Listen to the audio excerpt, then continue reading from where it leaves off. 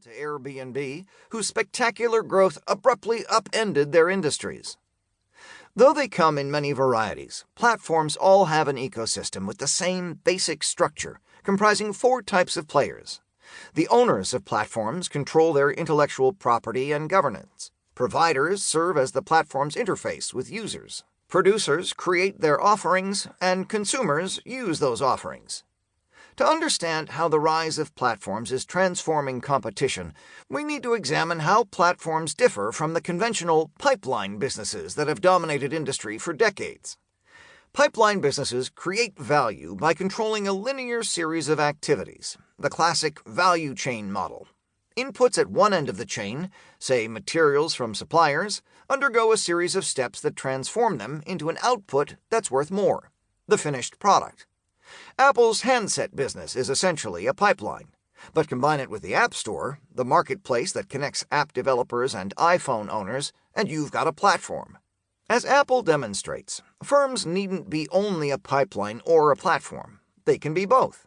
While plenty of pure pipeline businesses are still highly competitive, when platforms enter the same marketplace, the platforms virtually always win. That's why pipeline giants such as Walmart, Nike, John Deere, and GE are all scrambling to incorporate platforms into their models.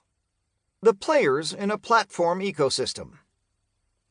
A platform provides the infrastructure and rules for a marketplace that brings together producers and consumers. The players in the ecosystem fill 4 main roles, but may shift rapidly from one role to another. Understanding the relationships both within and outside the ecosystem is central to platform strategy. The move from pipeline to platform involves 3 key shifts. 1. From resource control to resource orchestration. The resource-based view of competition holds that firms gain advantage by controlling scarce and valuable, ideally inimitable, assets. In a pipeline world, those include tangible assets such as mines and real estate, and intangible assets like intellectual property.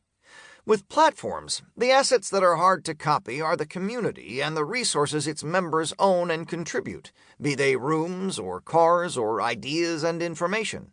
In other words, the network of producers and consumers is the chief asset. 2. From internal optimization to external interaction. Pipeline firms organize their internal labor and resources to create value by optimizing an entire chain of product activities, from materials sourcing to sales and service. Platforms create value by facilitating interactions between external producers and consumers. Because of this external orientation, they often shed even variable costs of production. The emphasis shifts from dictating processes to persuading participants, and ecosystem governance becomes an essential skill. 3. From a focus on customer value to a focus on ecosystem value. Pipelines seek to maximize the lifetime value of individual customers of products and services, who, in effect, sit at the end of a linear process.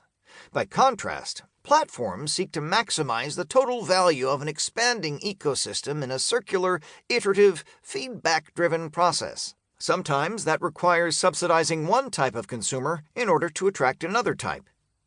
These 3 shifts make clear that competition is more complicated and dynamic in a platform world. The competitive forces described by Michael Porter, the threat of new entrants and substitute products or services, the bargaining power of customers and suppliers, and the intensity of competitive rivalry still apply. But on platforms, these forces behave differently, and new factors come into play. To manage them, executives must pay close attention to the interaction on the platform, participants' access, and new performance metrics. We'll examine each of these in turn. But first, let's look more closely at network effects, the driving force behind every successful platform. The power of network effects. The engine of the industrial economy was, and remains, supply-side economies of scale.